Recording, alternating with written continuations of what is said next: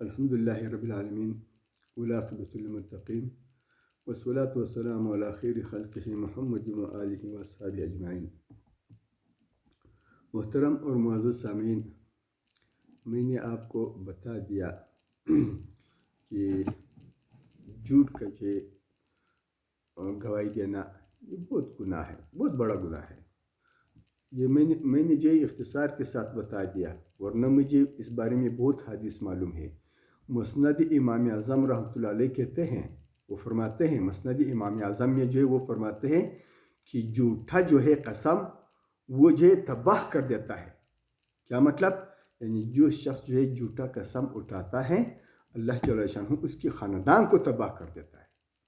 بات آگے سمجھ گئے؟ اور بھی بہت ساری جو ہے وعدے ہیں جھوٹ کے بارے میں، خاص کر جب جو ہے اس انسان قسم بھی اٹھا لے پھر بھی جھوٹ بولے، اس کے بارے میں تو اور بھی بہت سارے جو ہے وہ وعدے ہیں، وہ میں نے جو اختصار کے لیے چھوڑ دیا۔ لیکن جو لوگ اس طرح کرتے ہیں دنیا کے 2 ٹکوں کے حصول کی خاطر، کیا دنیا کی 2 ٹکوں کی حصول کی خاطر جب جو لوگ اس طرح کرتے ہیں تو ان کا جو ایمان کہاں ہوگا، ان کے اندر غیرت کہاں ہوگا، ان کے اندر شرم اور حیا کہاں ہوگا؟ تو یہ ہمیں نہیں معلوم۔ میں آپ کو دیکھ رہا ہوں آپ جھوٹ بول رہے ہو، میں آپ کو دیکھ رہا ہوں آپ جھوٹ بول رہے ہو، نہیں شرم آتا ہے آپ کو، غیرت بھی نہیں آتا ہے۔ ایک واقعہ سناتا ہوں۔ ابو سفیان رضی اللہ عنہ اسلام قبول کرنے سے پہلے رسول اکرم صلی اللہ علیہ وسلم کا جو ہے بالکل بالمقابل دشمن تھا۔ قریش کی سرداری اس کے پاس تھی۔ قریش کی قیادت میں جو ہے ابو سفیان کی قیادت میں جو ہے قریش رسول اکرم صلی اللہ علیہ وسلم کے ساتھ لڑ رہے تھے۔ احد میں بھی وہ قائد تھا، غزوہ جو ہے احزاب میں بھی وہ جو ہے قائد تھا قریش کا۔ اتنا جو ہے بڑا جو ہے وہ دشمن تھا رسول اکرم صلی اللہ علیہ وسلم کا۔ یہ ہرقل گیا اور یہ ابو سفیان گیا ہوا تھا شام۔ تو جب وہ ادھر شام میں تھا، تجارت کے لیے گیا ہوا تھا، اسی دوران رسول اکرم صلی اللہ علیہ وسلم کی جو ایک خط جو ہے ہرقل کے پاس پہنچ گیا۔ اسی دوران رسول اکرم صلی اللہ علیہ وسلم کا جو ایک خط جس نے اسلام کی طرف دعوت دیا ہوا تھا، ٹھیک بھائی، وہ پہنچ گیا ہرقل کے پاس۔ تو ہرقل نے جو ہے کہا لوگوں سے کہ اب دیکھو ہمارے شہر میں اس نبی کی قوم کی جو ہے اور علاقے کے لوگ ادھر کچھ ہے یا نہیں ہے، اگر اس کے علاقے یا قوم کی جو ہے کوئی آدمی تھا تو اس کو میرے پاس لاؤ۔ جب سپاہی چلے گئے شہر میں تو ان کو ابو سفیان مل گیا اور ایک اس کے ساتھ دوسرا آدمی بھی تھا۔ تو دونوں کو جو ہرقل کے دربار میں حاضر کر دیا۔ اب ہرقل نے جو ہے ابو سفیان سے کہا کہ میں اس جو ہے نبی کے بارے میں جو نبوت کا دعویٰ کرتا ہے اس کے بارے میں آپ سے کچھ سوالات کرنا چاہتا ہوں، آپ مجھے جو ہے اس کے جوابات دے دو۔ اب وہ ہرقل اس سے جو ہے سوالات پوچھ رہے، ابو سفیان اس کو جواب دے رہے، اور جو ہے ایک بھی اس نے جھوٹ نہیں بولا۔ کیا؟ ایک بھی اس نے جھوٹ نہیں بولا۔ اور بعد میں جو ہے اس نے کہا کہ یہ ہرقل مجھ سے پوچھ رہے تھے اور میرا دل تو کرتا تھا کہ میں جھوٹ بولوں محمد صلی اللہ علیہ وسلم کے بارے میں، لیکن میرے جو ہے ایک تربر یعنی ہم قوم، میرے جو ہے علاقے کا آدمی میرے ساتھ کھڑا تھا، تو میرے غیرت اور میرے شرم اور حیا نے اجازت نہیں دی کہ میں اس کے سامنے جھوٹ بولوں، کیونکہ وہ جو ہے پھر وطن میں جا کر لوگوں سے کہے گا کہ ابو سفیان نے ہرقل کے سامنے جھوٹ بولا تھا۔ تو مجھے یہ آر پسند نہیں تھا، میرے غیرت جو ہے یہ آر پسند نہیں کرتا تھا، میرے شرم اور حیا یہ آر پسند نہیں کرتا تھا، یہ تانا پسند نہیں کرتا تھا، لہٰذا میں نے اس نے جو ہے مخالف کی جو ہے خلاف کوئی جھوٹ نہیں بولا۔ اپنے اتنا جو ہے بڑے مخالف جو محمد ہے اس کے خلاف جو میرا دشمن ہے میں نے کوئی جھوٹ نہیں بولا۔ کہ وہ کیوں نہیں بولا؟ اس غیرت اور جو ہے شرم کی وجہ سے کہ پھر مجھے جو ہے وہ تانا دے گا، مجھے لوگ جو ہے وہ پھر جو ہے تانے دیں گے کہ آپ تو وہی ہو جو ہرقل کے دربار میں جو ہے محمد صلی اللہ علیہ وسلم کے خلاف آپ نے جھوٹ بولا تھا۔ تو وہ مشرک تھا، پھر بھی اتنا جو ہے وہ احساس اس میں تھا۔ لیکن ہم جو ہے مسلمان ہونے کے دعویٰ کرتے ہیں اور جو ہے سامنے جھوٹ بولتے ہیں، نہ جو ہے ہمیں شرم آتا ہے نہ ہمیں غیرت آتا ہے۔ لعنت ہو ایسی جو ہے دنیا کے اوپر، ایسی زندگی کے اوپر۔ ٹھیک بھائی؟ ہاں، تو یہ آپ نے جو بات سن لیا، ہاں، کہ جو ہے وہ جھوٹ نہیں بولنا چاہیے۔ اب ایک اور مسئلہ میں آپ کو بتانا چاہتا ہوں. وہ مسئلہ یہ ہے کہ یہ آج کل کی جو عدالتیں ہیں ان کے بارے میں جو ہے پھر آپ کو ویڈیو بنا کر دے دوں گا. عدالتوں کے بارے میں مجھے جو تجربہ ہو چکا ہے وہ میں پھر آپ کو تفصیل سے بتا دوں گا انشاءاللہ جب وقت آئے گا. ٹھیک ہے. لیکن ایک جو ہے مسئلہ عدالت میں یہ ہے کہ گواہ کو جو خوار کر دیتا ہے. کیا؟ گواہ کو خوار کر دیتا ہے. اور اسی وجہ سے جو لوگوں کا جو دل ٹوٹ گیا ہے. ٹھیک ہے. اور وہ جو گواہی کے لیے نہیں آتے. میرے ساتھ جو ایک آدمی گواہی کے لیے تیار ہو گیا تھا وہ بیچارہ بوڑھا آدمی تھا, 71 سال کا تھا. کیا؟ 71 سال اس کا عمر تھا اور تھوڑا سا جو فالج کا حملہ بھی ہو گیا تھا اس کے اوپر, جو میرے ساتھ گواہی کے لیے تیار ہو گیا. یہ آدمی جو ہے تقریباً 5 مرتبہ عدالت میں چلا گیا میرے ساتھ. کیا؟ 5 مرتبہ عدالت چلا گیا میرے ساتھ اور ہر مرتبہ تقریباً 3-4 گھنٹے جو اس نے انتظار کیا عدالت میں. کیوں؟ اس وجہ سے کہ فریق مخالف جو ہے وہ شاٹ ہو جاتا تھا, عدالت میں جو پیش نہیں ہو رہا تھا. جب تک جو ہے وہ فریق مخالف جو ہے عدالت میں نہ ہو تو یہ آدمی جو ہے گواہی کیسی گواہی دے دے. اور پھر گواہی کے بعد جو اس کے اوپر جو وکیل جرح کرتا ہے تو یہ وکیل نہیں ہوتا ہے تو جرح کیسے کرے. تو جان بوجھ کر جو ہے فریق مخالف عدالت سے غائب ہو رہا تھا اور یہ بیچارہ جو ہے میرے ساتھ 3-4 گھنٹے انتظار کر دیتا تھا, پھر واپس جو میں اس کو لے کر پہنچا دیتا تھا. ٹھیک ہے. اور یہ جو ہے فریق مخالف کیوں اس طرح کرتا تھا تاکہ گواہ بیزار ہو جائے, گواہی کے لیے نہ آ جائے.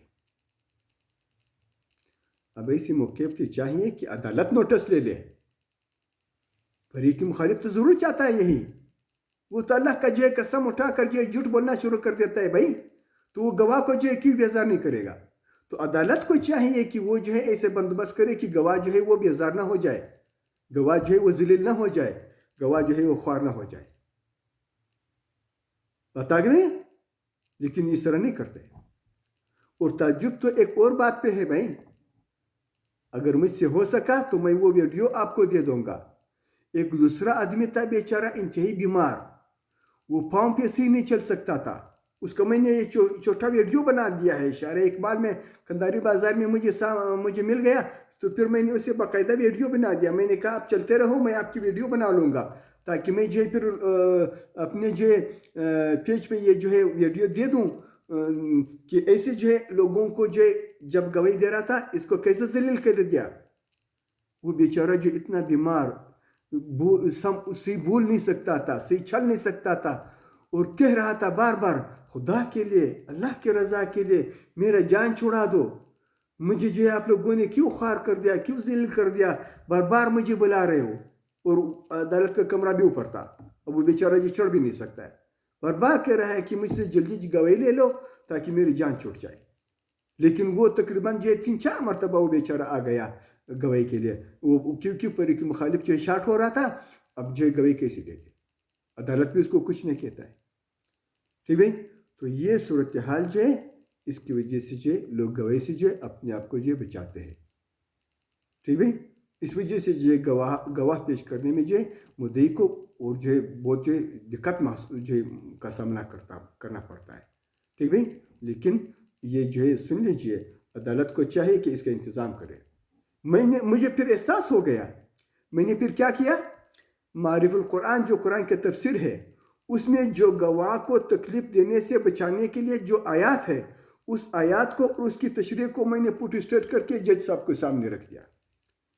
جج صاحب نے مجھ سے کہا کہ یہ کیا چیز ہے. میں نے کہا یہ قرآن کریم کی ہدایات ہے گواہ کے بارے میں کہ گواہ کے ساتھ آپ کا رویہ کیا ہونا چاہیے.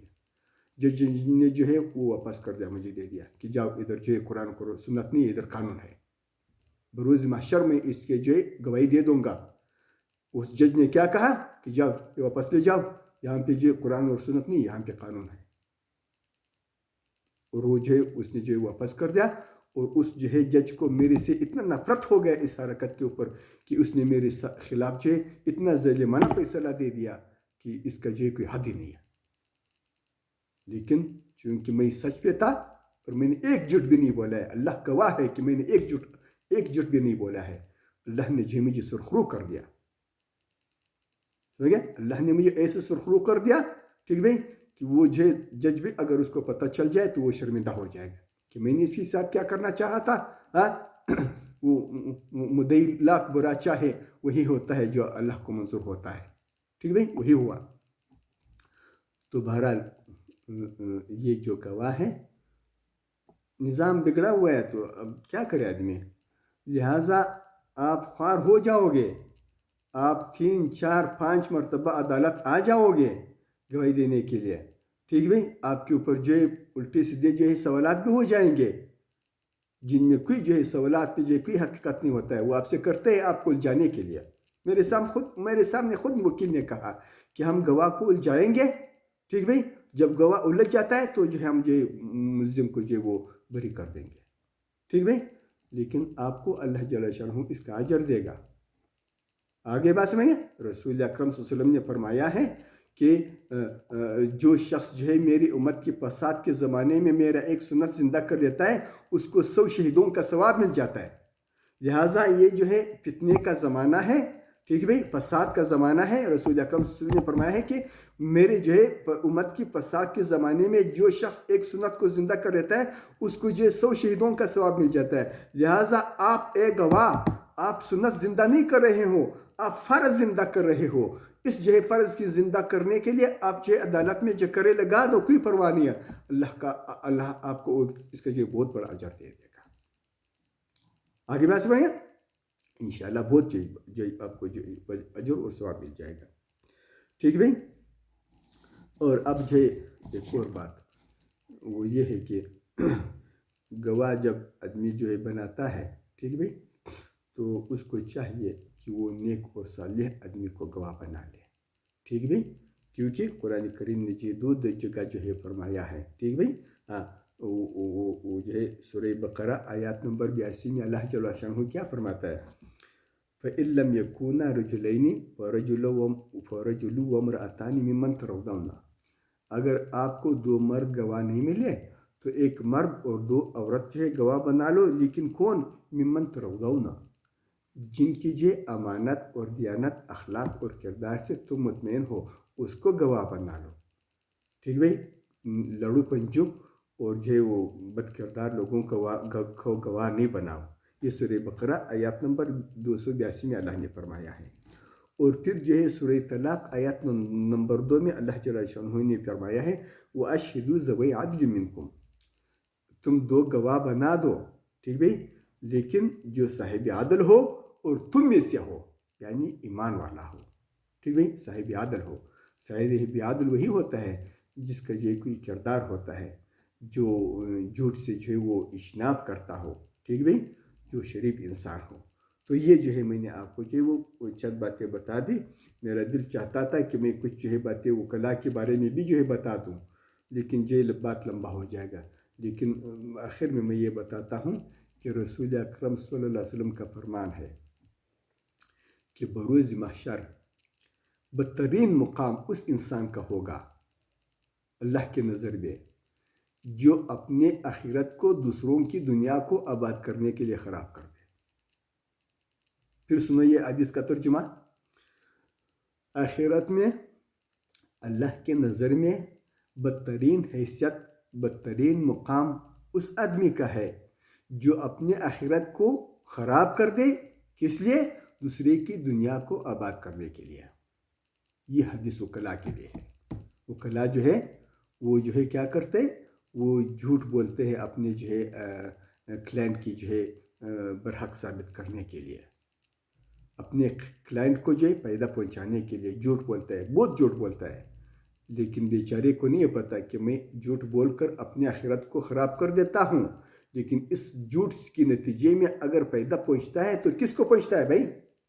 وکیل کو تو نہیں پہنچتا ہے, اس کی کلائنٹ کو پہنچتا ہے. تو کلائنٹ کی دنیا کی اجے آبادی کی خاطر اپنے آخرت کو خراب کر دیتا ہے, ٹھیک بھائی. اور ایک اور حدیث ہے, رسول اکرم صلی اللہ علیہ وسلم فرماتا ہے کہ جو شخص کسی کے ساتھ جا رہا ہے اس کی مدد کرنے کے لیے, جو شخص کسی کے ساتھ جا رہا ہے اس کی مدد کرنے کے لیے، حالانکہ اس کو معلوم ہے کہ جس کی مدد کے لیے میں جا رہا ہوں وہ ظالم ہے، پھر بھی اس کی مدد کے لیے جا رہا ہے، تو رسول اللہ صلی اللہ علیہ وسلم نے کیا فرمایا ہے؟ فَقَدْ خَرَجَ مِنَ الْإِسْلَامِ، یہ شخص اسلام سے نکل گیا۔ لہٰذا اس حدیث میں بھی جو ہے وکلاء کے لیے عبرت ہے۔ آپ اپنے جو موکل کے ساتھ جا رہے ہیں اس کی مدد کرنے کے لیے عدالت کے اندر، اگر آپ کو معلوم ہے کہ میرا موکل جو ہے ظالم ہے، پھر بھی آپ اس کی جو ہے مدد کے لیے جا رہے ہوں عدالت میں، اس کی قانونی مدد کر رہے ہوں، آپ کو معلوم ہے کہ یہ ظالم ہے، فَقَدْ خَرَجَ مِنَ الْإِسْلَامِ، تو رسول اکرم صلی اللہ علیہ وسلم نے فرمایا ہے اس آدمی کے بارے میں کہ اسلام سے نکل گیا۔ ٹھیک بھائی؟ تو یہ دو جو ہے حدیث وکلاء کے لیے ہے، اور جو ہے ججوں کے لیے بھی ہے، سمجھ گئے؟ ججوں کے لیے بھی ہے، وہ جو ہے ابھی میں نہیں بتاتا ہوں۔ بہرحال یہ جو ہے چیز آپ کو بتاتا ہوں کہ اگر کسی چیز کا آپ مستحق نہیں ہو، کوئی چیز حقیقت میں آپ کا نہیں ہے، خواہ جو ہے پاکستان کی چاروں عدالتیں بلکہ پانچوں عدالتیں آپ کے حق میں فیصلہ کر دیں، پھر بھی وہ چیز آپ کے لیے حلال نہیں ہو سکتا ہے۔ ایک چیز حقیقت میں آپ کا نہیں ہے، لیکن آپ نے جو ایسے جو وہ دلائل جو فراہم کر دیے کہیں سے ادھر سے ادھر سے، یا فریق مخالف جو کمزور ہے، ٹھیک بھائی، تو آپ کے حق میں فیصلہ ہو گیا، سول عدالت میں بھی ہو گیا، سیشن میں بھی ہو گیا، ہائی کورٹ میں بھی آپ کے حق میں فیصلہ ہو گیا، سپریم کورٹ میں بھی جو ہے آپ کے حق میں فیصلہ ہو گیا، اسلامی نظریاتی کونسل میں بھی آپ کے حق میں فیصلہ ہو گیا، لیکن حقیقت میں وہ آپ کے نہیں ہے، تو یہ چیز آپ کے لیے حلال نہیں ہو سکتا ہے۔ رسول اکرم صلی اللہ علیہ وسلم نے فرمایا ہے کہ اے لوگو، تم میرے پاس دعوے لا رہے ہو اور ہو سکتا ہے کہ تم میں سے ایک آدمی جو ہے زبان کے لحاظ سے تیز ہو، حاضر جواب ہو، اور دوسرا بیچارہ جو ہے وہ اتنا تیز نہ ہو، تو میں اس جو ہے تیز زبان حاضر جواب سے کی باتوں سے متاثر ہو کر شاید میں اس کے حق میں فیصلہ کر دوں، لیکن اگر حقیقت میں یہ جو ہے چیز اس کا نہیں تھا تو سن لیجئے کہ میرے فیصلے سے اس کے لیے چیز حلال نہیں ہوتا ہے، بلکہ میں جہنم کے ٹکڑے اس کو دے رہا ہوں، میں اس کو جہنم کے ٹکڑے دے رہا ہوں۔ لہٰذا یہ بات سب کے علم میں ہونا چاہیے کہ عدالت کے فیصلے سے آپ کے لیے جو ہے وہ چیز حلال نہیں ہو سکتا ہے، اگر حقیقت میں وہ چیز آپ کا نہیں ہے، حرام ہے۔ اللہ جل شانہ اس سے جو اس کے بارے میں آپ سے پوچھے گا، آپ کو سزا دے گا، ٹھیک بھائی؟ تو یہ چیزیں جو ہے آپ کے ذہن میں رہے۔ اللہ جل شانہ ہمارے جو ایمان سلامت رکھے۔ وآخر دعوانا الحمدللہ رب العالمین۔